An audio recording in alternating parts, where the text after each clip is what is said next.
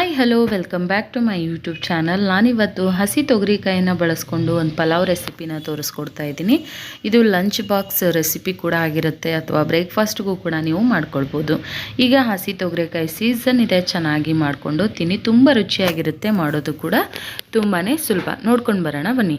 ಮೊದಲಿಗೆ ಒಂದು ಕುಕ್ಕರ್ ಇಟ್ಟು 2 ಟೇಬಲ್ ಸ್ಪೂನ್ ಅಷ್ಟು ಆಯಿಲ್ನ ಹಾಕ್ಕೊಳ್ತಾ ಇದ್ದೀನಿ. ಆಯಿಲ್ ಚೆನ್ನಾಗಿ ಬಿಸಿ ಆದಮೇಲೆ ಹೋಲ್ ಸ್ಪೈಸಸ್ನ ಹಾಕ್ಕೊಳ್ತಾ ಇದ್ದೀನಿ.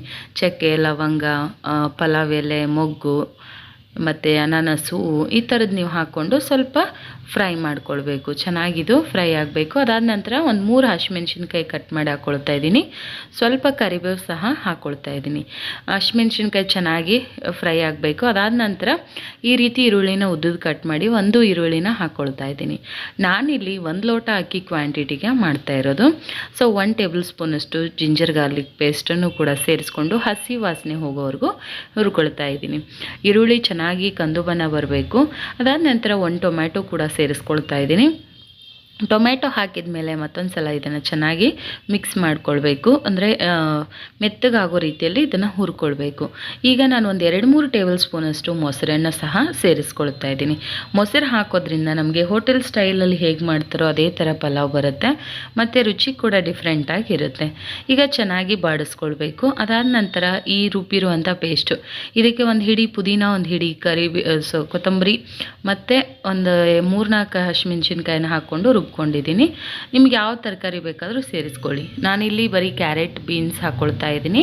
ಸೊ ಒಂದು ಹಸಿ ತೊಗರಿ ಕಾಳನ್ನು 1 ಬೌಲಷ್ಟು ಸೇರಿಸ್ಕೊಂಡು ಚೆನ್ನಾಗಿ ಇದನ್ನು ಮಿಕ್ಸ್ ಮಾಡ್ಕೊಳ್ತಾ ಇದ್ದೀನಿ. ಇದೆಲ್ಲ ಚೆನ್ನಾಗಿ ತರಕಾರಿ ಸ್ವಲ್ಪ ಹೊತ್ತು ಬೇಯಬೇಕು. ಹಾಗಾಗಿ ಮೊದಲೇ ಉಪ್ಪನ್ನು ಸೇರಿಸ್ಕೊಂಬಿಡಿ. ರುಚಿಗೆ ತಕ್ಕಷ್ಟು ಉಪ್ಪು, ಜೀರಾ ಪೌಡ್ರ್ 1 ಟೇಬಲ್ ಸ್ಪೂನು, ಧನಿಯಾ ಪೌಡರ್ ಅರ್ಧ ಟೇಬಲ್ ಸ್ಪೂನು ಮತ್ತು ಗರಂ ಮಸಾಲ ಅರ್ಧ ಟೇಬಲ್ ಸ್ಪೂನು, ಪಿಂಚಷ್ಟು ಅರಿಶಿನ ಹಾಕ್ಕೊಂಡು ಚೆನ್ನಾಗಿ ಒಂದು ಸಲ ಇದನ್ನು ಮಿಕ್ಸ್ ಮಾಡ್ಕೊಳ್ಬೇಕು. ಒಂದು ಕುದಿಗೆ ಇದು ಚೆನ್ನಾಗಿ ತರಕಾರಿ ಬೇಯಬೇಕು. ಆ ರೀತಿಯಲ್ಲಿ ಇದನ್ನು ಬೇಯಿಸ್ಕೊಳ್ಳಿ. ಅಕ್ಕಿನ ಮೊದಲೇ ಬಿಫೋರ್ ಒಂದು 15 ನಿಮಿಷ ತೊಳೆದು ನೆನೆಯೋಕ್ಕಿಟ್ಟಿರಿ.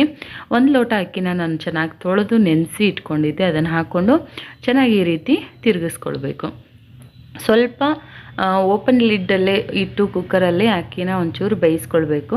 ಅದಾದ ನಂತರ ನಾನು ಕೊತ್ತಂಬರಿ ಸೊಪ್ಪನ್ನು ಸೇರಿಸ್ಕೊಳ್ತಾ ಇದ್ದೀನಿ. ಬೇಕಿದ್ದರೆ ಇದಕ್ಕೆ ಕಸೂರಿ ಮೇಥಿ ಸಹ ಸೇರಿಸಿ, ನೀವು ಇನ್ನೂ ಹೋಟೆಲ್ ಸ್ಟೈಲಲ್ಲೇ ಬರುತ್ತೆ.